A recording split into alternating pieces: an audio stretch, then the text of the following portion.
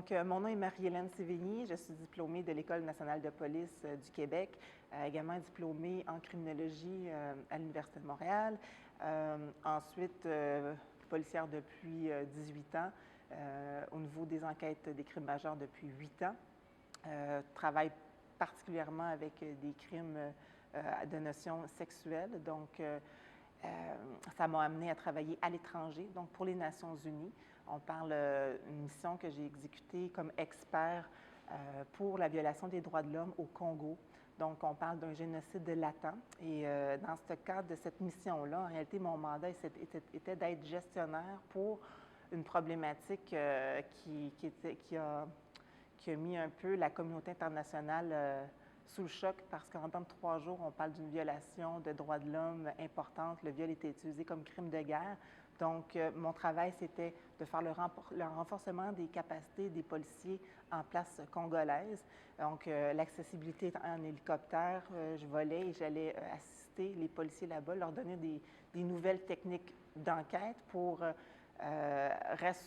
rassurer la population civile des atrocités qui s'étaient passées.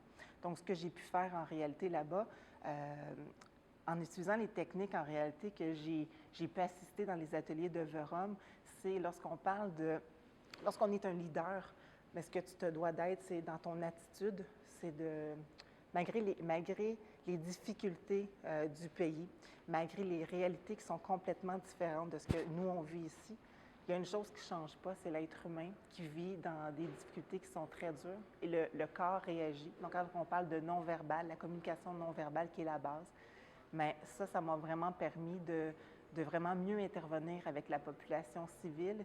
Et vous savez, une femme blanche au Congo qui porte une tenue, mais ça ne se voit pas beaucoup, et qui a la permission de parler avec des hommes rebelles en tenue, mais ça non plus, ça ne se voit pas.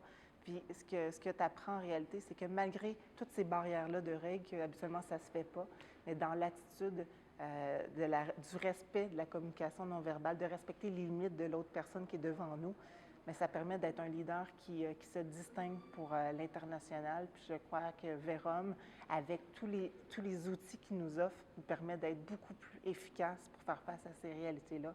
Quand on parle de contexte d'innover, on travaille à l'étranger, mais ça ne s'enseigne pas dans n'importe quel livre.